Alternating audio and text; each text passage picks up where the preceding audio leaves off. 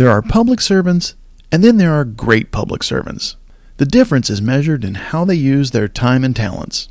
Allen Superior Court Judge David Avery is one of those great public servants. For the past 24 years, he has served as not only a judge, but as an ally for people in our community most in need of help and hope. Judge Avery does his job and much more quietly, without fanfare or attention. He's retiring at the end of 2024, so we thought it was time to introduce you to him, even though he's been hard at work in the civil courts for years. I'm John McGauley, and on this episode of INSession, we're talking to Judge David Avery, reflecting on his years of service and offering words of advice for the next generation of lawyers and judges.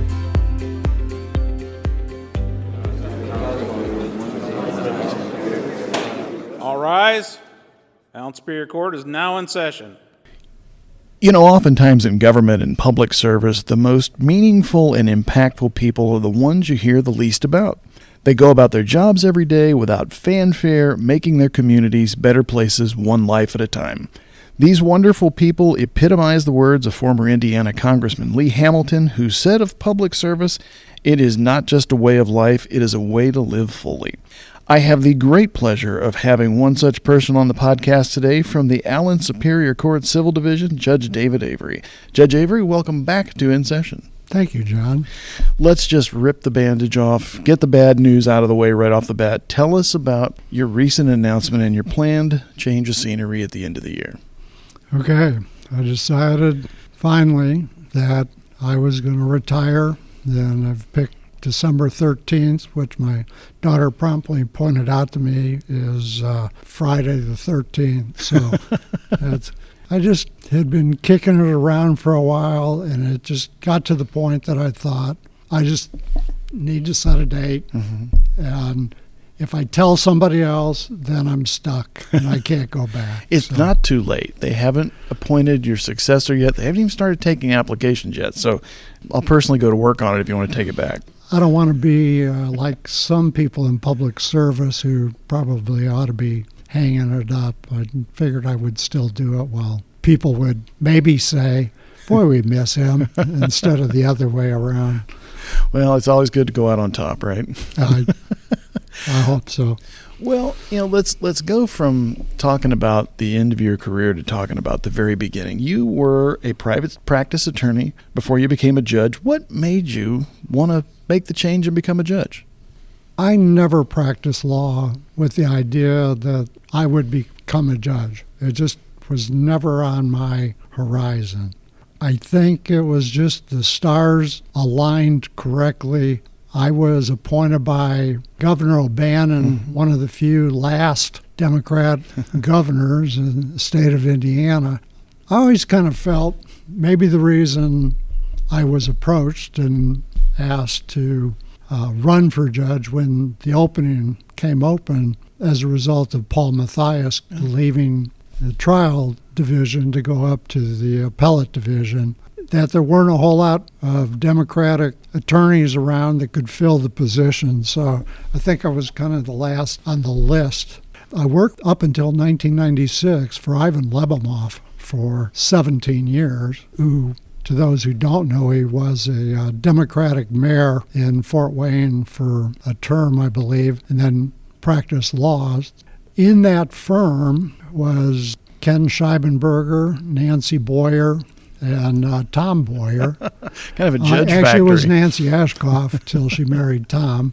I think that was kind of nice that all three of us became judicial officers, with Ken in the criminal division and Nancy in the civil division and Tom in civil and family over the course of his time as a magistrate. Has any other firm cranked out that many judges? Maybe a Lawson firm now. Okay. What kind of areas of specialty did you practice in? I did a lot of personal injury, plaintiff's personal injury work, workers' compensation, representing workers, domestic relations for a while till I finally got busy enough I could afford not to take those cases. I think I was very fortunate because in the early 90s, Indiana went to embracing ADR and mediation, and I was in a group of the first mediators from Northeast Indiana to go through the course, the 40-hour course, and be certified. And for some reason, I was selected. I did, I think, between 1993 or 94 and being appointed to the court, that I did somewhere between 700, 800 mediations. I'm not quite sure why. All of a sudden I was getting selected, but I enjoyed that. I enjoyed mediating disputes, and my sense is it probably helped when I decided that I would apply for the judicial position, that I had good support by the bar, both defense and plaintiffs. That was one of the reasons cited why I was chosen to be one of the final three, was that I had broad support of the bar. It sounds like from your past private practice that your time in civil division was kind of a natural. Did you ever think about doing anything else on the judicial side of the fence? Did you never wanted to be in family or criminal law? Nope. Okay. No. If the position would have been for one of those two, you wouldn't have applied. I never would have applied.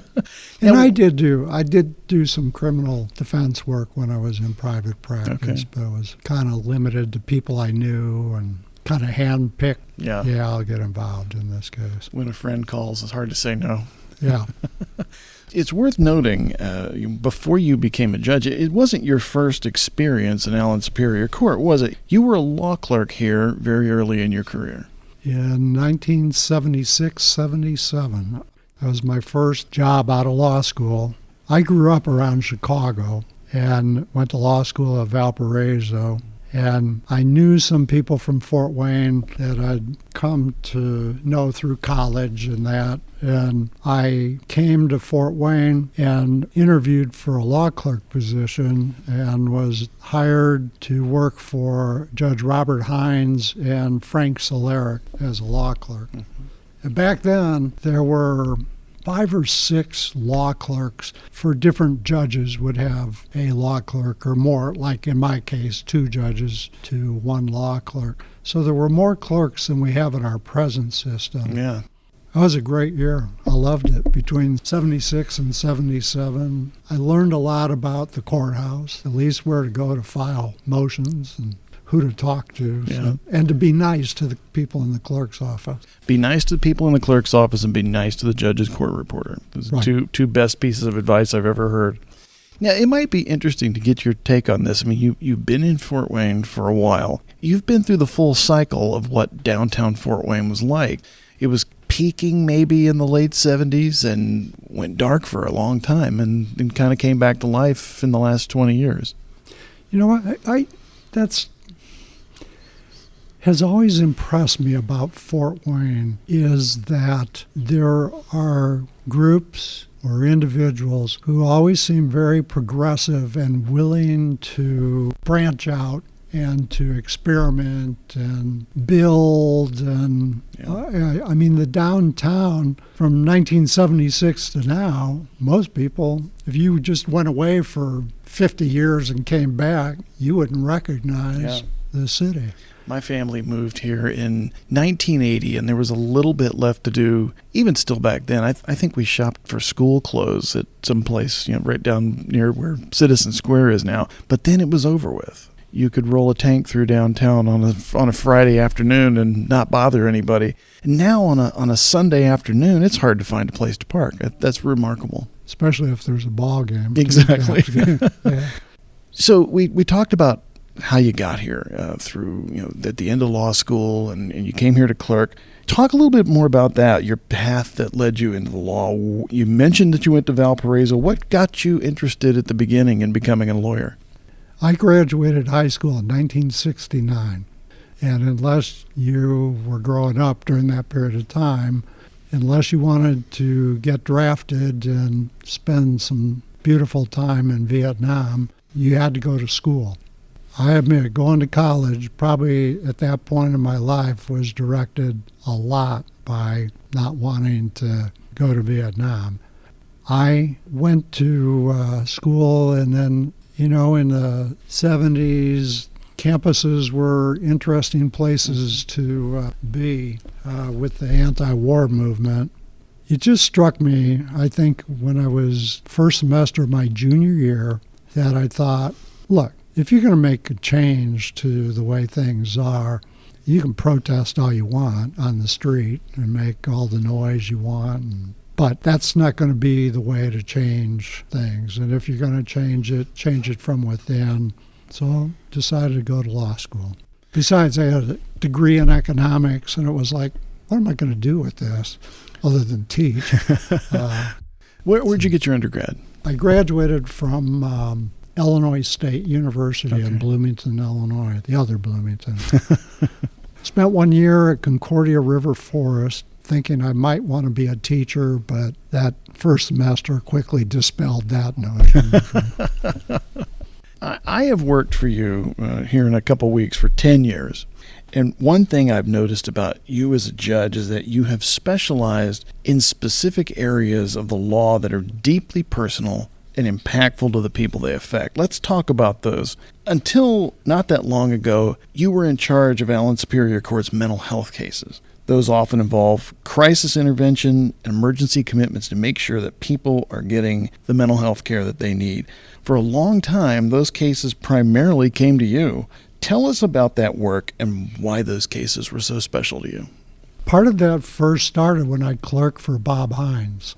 He was instrumental in arriving at the system that was being used in Allen County of having the court being contacted for 72-hour detentions and having people hospitalized for periods of time because of mental health issues. I met a number of the mental health caseworkers during that year that I was clerking and continued to kind of help them volunteer to do work for them after I started practice. When I came on the bench, it was just that area I knew a little bit about the law, and I was willing to accept that responsibility. I know back in 2000, when I came on, my colleagues were glad to allow me to do that because it involved 24/7 availability to caseworkers to call and get orders. You just read my next question, so I'll just ask it. Those cases were no small task for you, were they?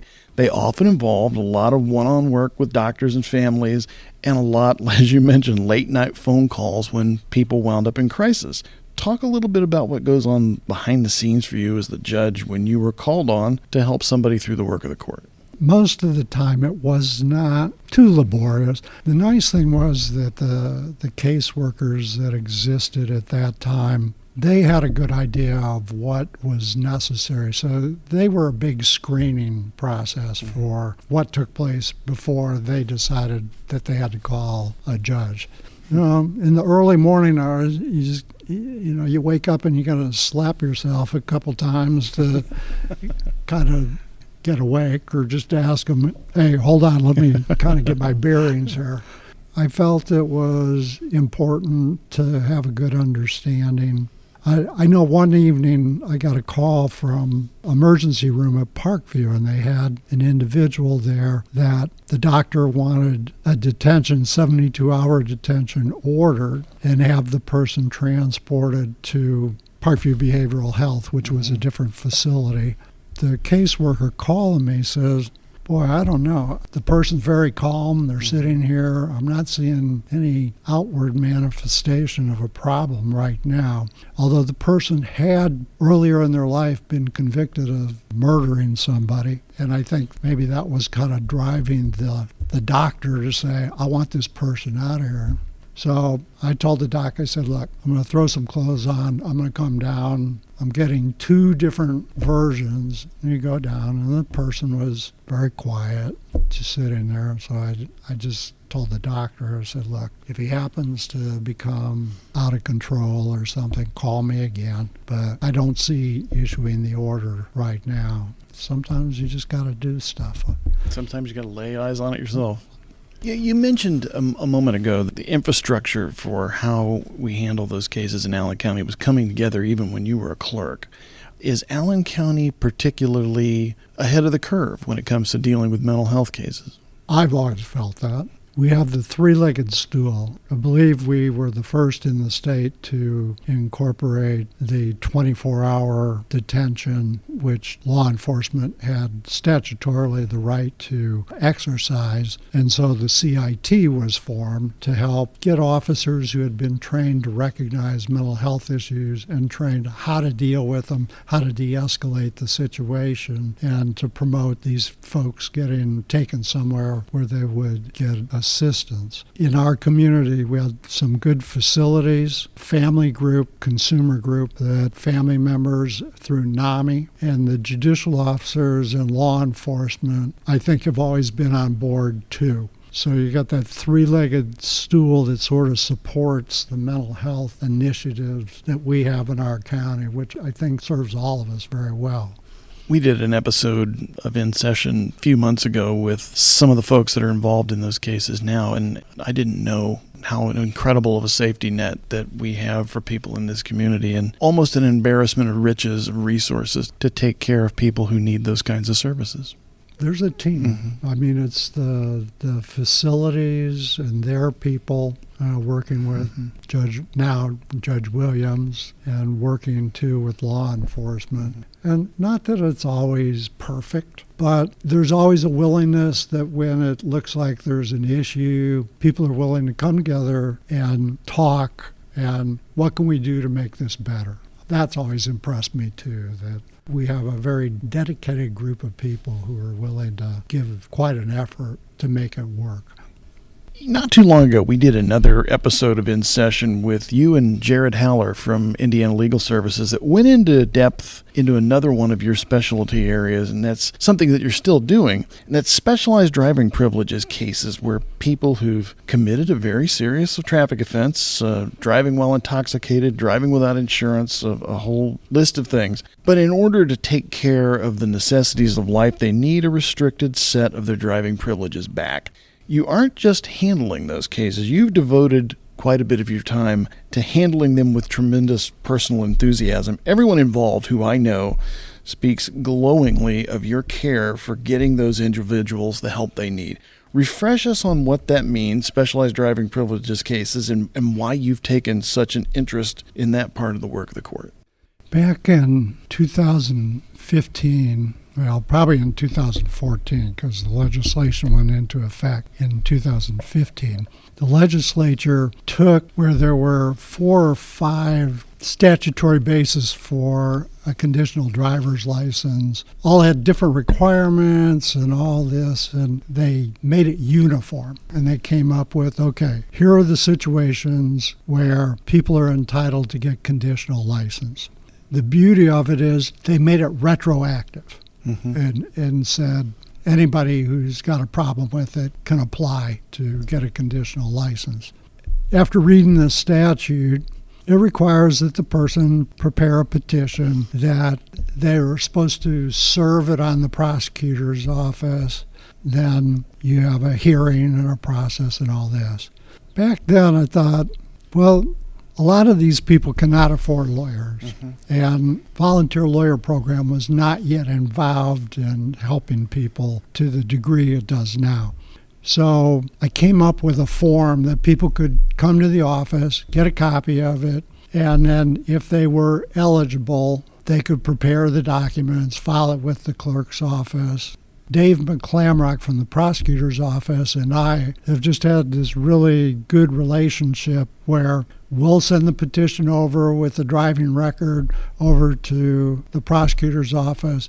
They look at it, and then they will let me know if there's something special they want to see in the conditions or if they're objecting, and then they'll waive appearance.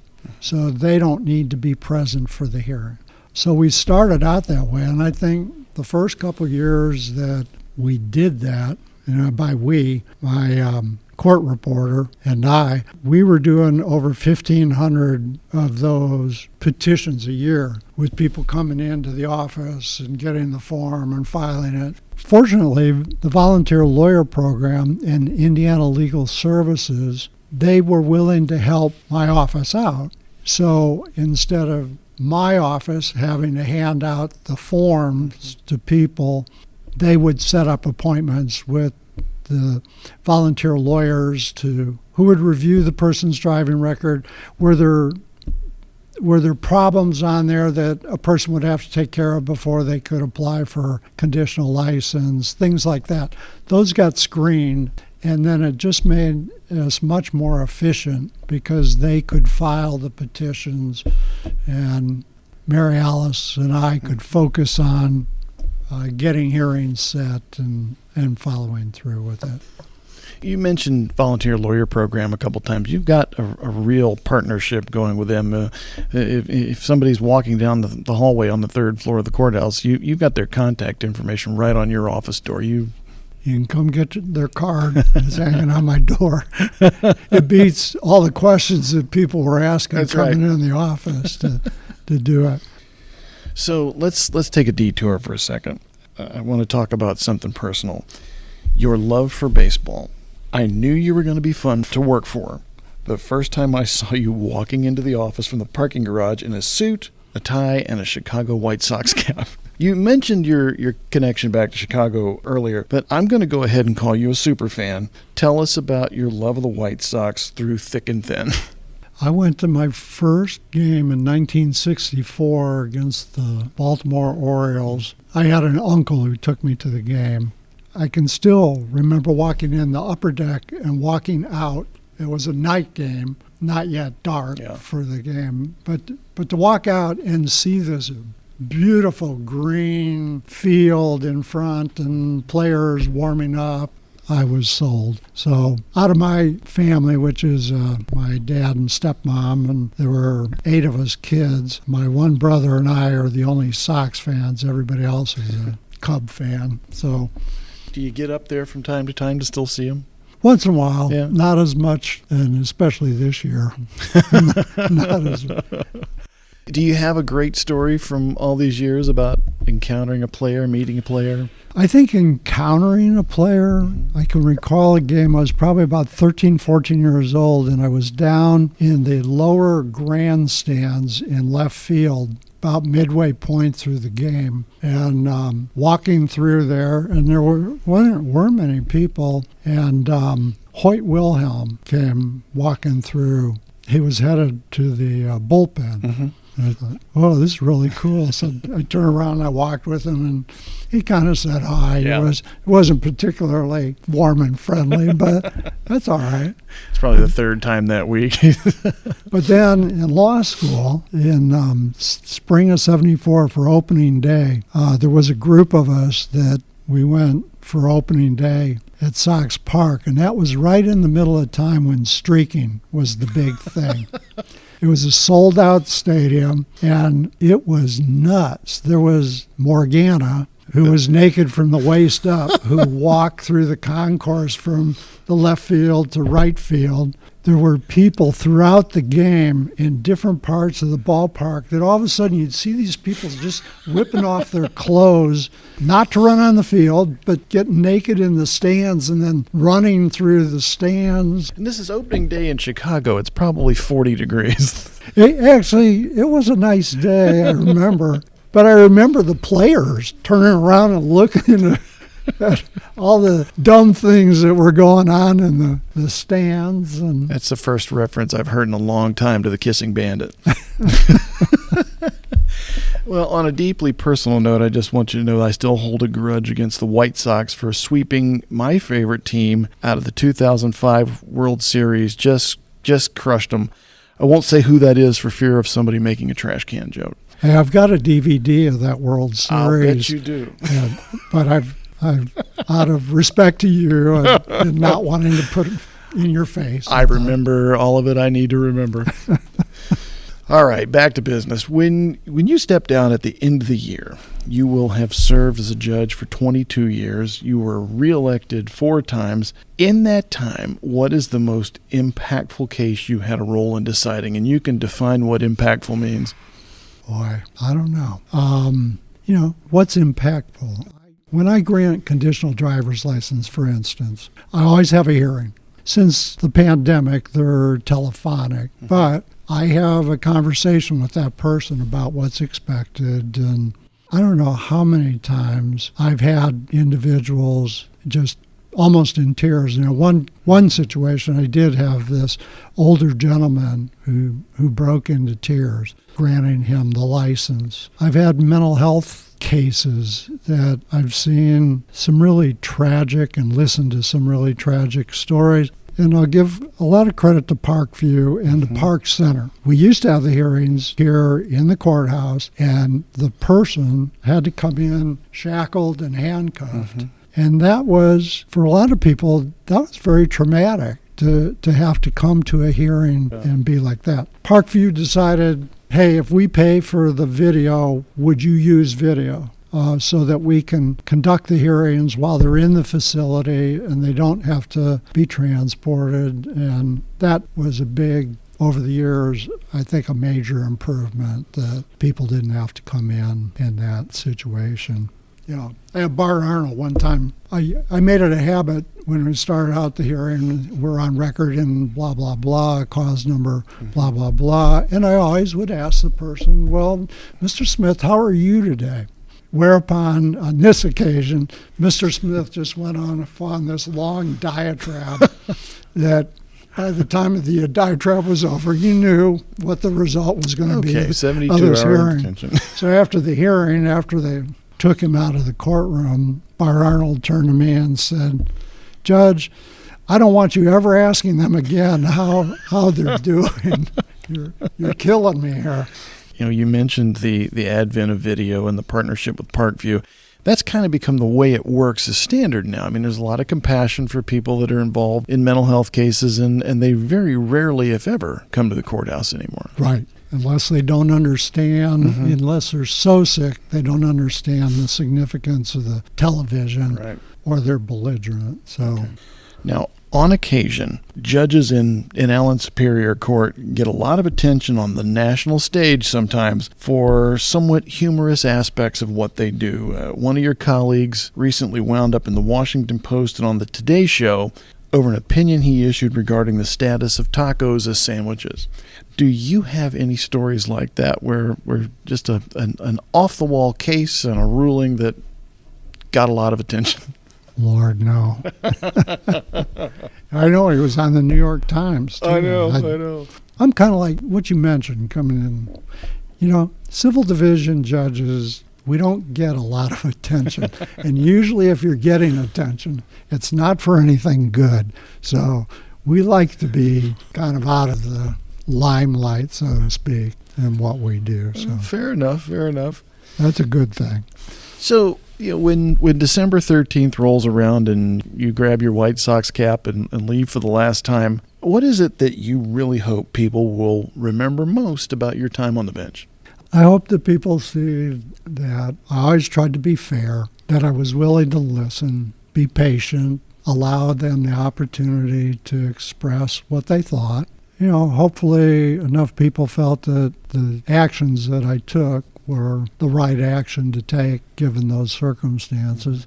I mean, you always know when you rule generally in a civil dispute where the parties are disputing with one another that one side's going to be more happy than the other side based on what you decide. But I just hope that they feel like they got the fair shot and that even if I didn't rule in their favor, that they didn't feel that was out of anything other than my trying to apply the law in the way that I saw was appropriate. And of course, the Court of Appeals has always been there to remind me at times that... I forgot until just a moment ago, the only time that I have personally ever had to sit in the witness box in a trial was something in front of you. Years ago when I was the Allen County recorder, some kind of property dispute going on, and I came over and had to get in the box for about 30 seconds to tell you, yes, this document is real. And I think that's all they wanted me to say. Probably. But you're the only judge I've ever had to testify in front of. Oh, well, I'm honored, I guess. And I don't want to have to do it again, so that's fine. We may have covered this, but I wanted to ask you specifically, what is it about your time here that you are personally most proud of? I'm proud of the court in general. Mm-hmm.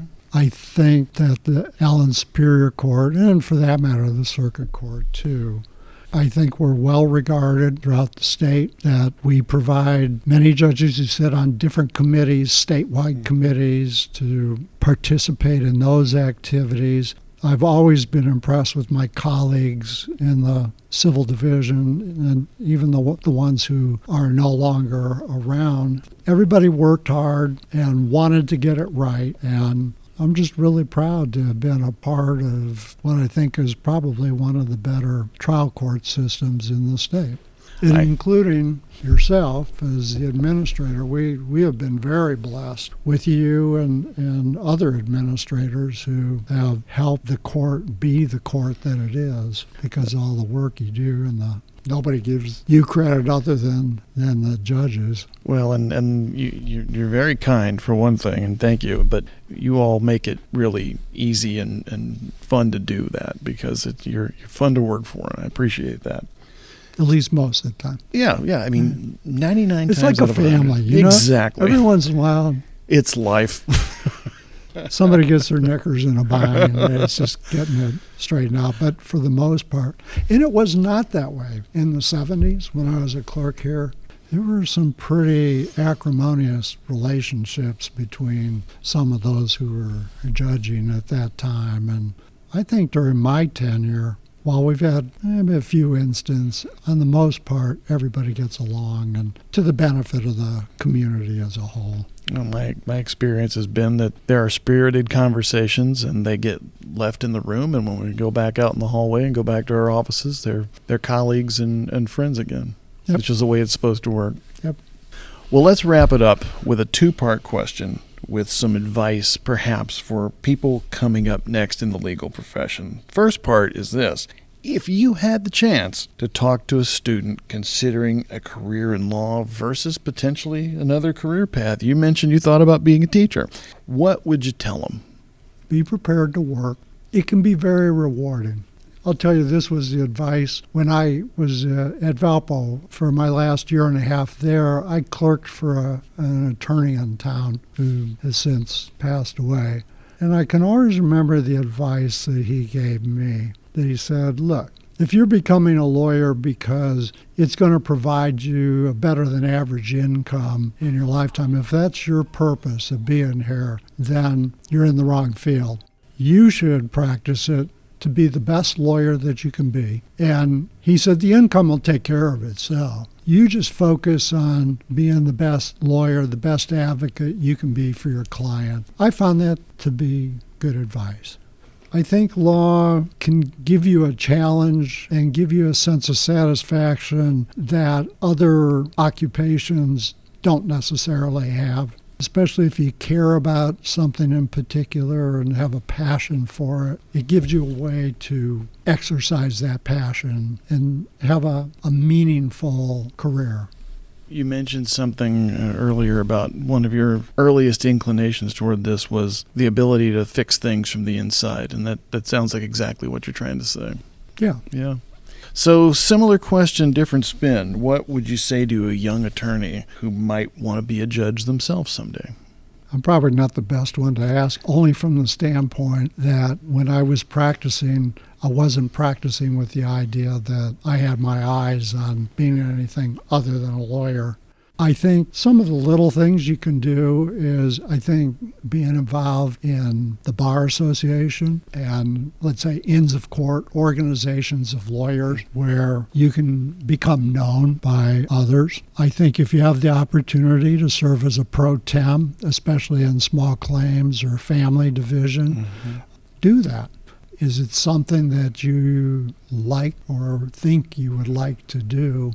It's kind of bringing yourself to the attention of the judges by activities that you have, I think, help than if there is an opening. If there, in particular with judicial officers like magistrates, etc., to try to get in that level. I can think of several of your colleagues who got here through that route. They clerked, they worked in administrative positions. The most recent one I can think of is Magistrate Taylor Beatty over at Small Claims Court was a law clerk for you folks not that long ago. Right. that helps. And we had a lot of law clerks over the years. I know Judge Gull she was a law clerk. Yeah. Judge Bobe in the federal system, not in the state system. But yes, there were a number of us who served.